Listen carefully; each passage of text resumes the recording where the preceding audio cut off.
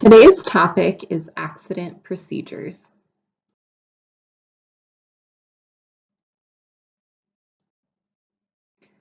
A large part of the accident procedure process is our immediate response to the accident. When an accident occurs, immediate action is necessary to save a life, minimize injuries, or prevent another accident. If you are involved in an accident, follow these steps as soon as possible. First, stop immediately. Failure to stop when involved in the accident or when first at the scene is against the law and can result in fines or jail time. Remember to stay calm and pull your truck as far off the road as possible. If the accident involves an unoccupied vehicle, try to find the owner. If the owner can't be found, leave your name, the company's name, address, and phone number in a visible location, such as under a windshield wiper blade, and contact law enforcement. Also, write down the make, model, year, license number, and description of the unoccupied vehicle to give to your company. The next important thing to remember is to try and prevent additional accidents. Turn on your vehicle's four-way flashers as the first warning signal and then set out your emergency warning devices.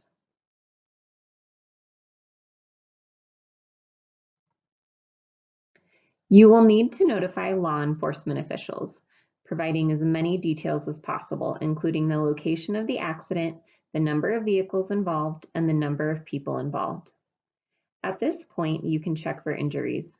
If anyone is hurt, you should call for medical assistance. You have the option to attempt to help any injured person at the scene of the accident, and in most states, you are covered by the Good Samaritan law, which keeps you from any liability if the individual either gets more injured through your assistance or if they didn't want medical help, but you provided it anyway.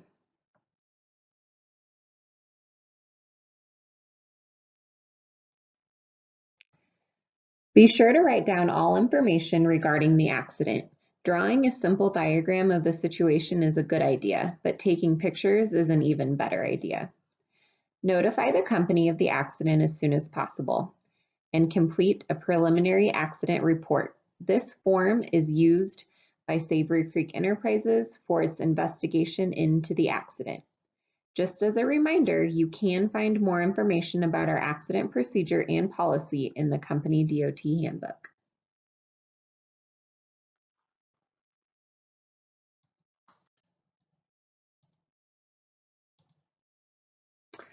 Okay, let's talk about information gathering. Gathering specific information is important when dealing with an accident. The information gathered may be needed for insurance or legal purposes at a future date. The information should include exact location of the accident, time of the accident, estimate of injury or damage, and a description of damage to vehicles and/or property.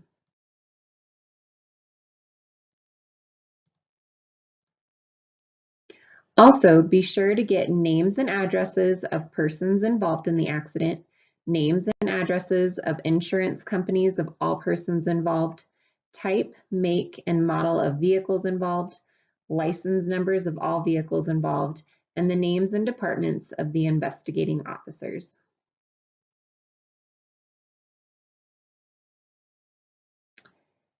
We use AXI kits that are kept in the cab of each truck to help prompt you for all the critical information that you need to gather at the scene of an accident.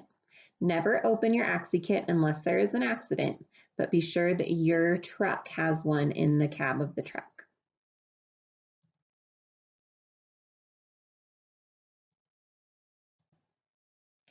An important reminder, never discuss specific details of the accident with others at the scene.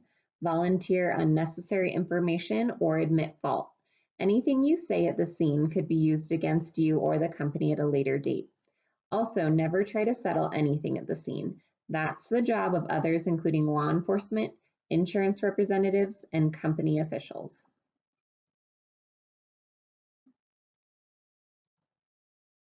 When dealing with law enforcement, officials honestly answer questions posed, but you shouldn't speculate about what caused the accident or who is at fault.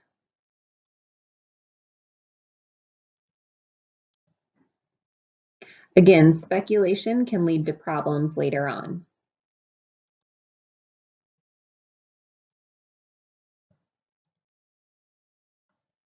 Let's touch on accident reporting regulations.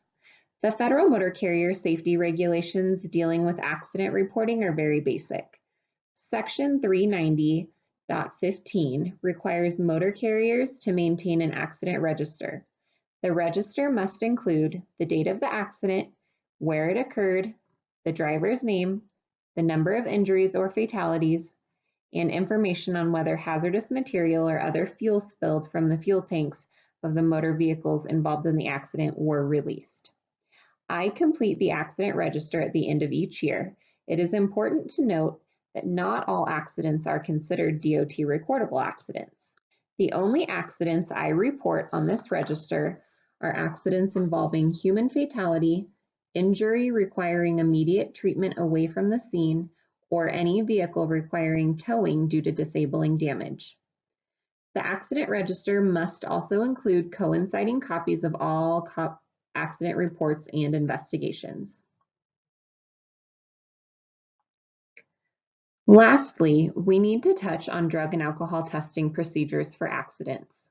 From a regulatory standpoint, we are required to have a plan that ensures that our drivers are tested for controlled substances and alcohol following incidents that meet the Federal Motor Carrier Safety Administration's criteria for requiring a test. Again, you can find more information on this in our handbook. As previously stated, an accident is an occurrence involving a human fatality, an injury requiring immediate treatment away from the scene of the accident, or any vehicle requiring towing due to disabling damage. Unless there is a fatality, a test is only required if a citation has been issued for a moving violation. If there is a fatality, we must test anyone who was in the commercial motor vehicle, CDL or not, unless he or she was in the sleeper berth. If there is no fatality but a citation is issued, we must test only the person who receives the citation. No alcohol testing is required if the driver doesn't receive a citation within 8 hours of the accident. If a test is required for alcohol, the test must be administered within 2 hours of the accident. For drug testing, we have 32 hours to complete the test. If you meet the criteria for being tested, you are allowed to drive to the testing site as long as there is no reasonable suspicion that you are under the influence of drugs or alcohol.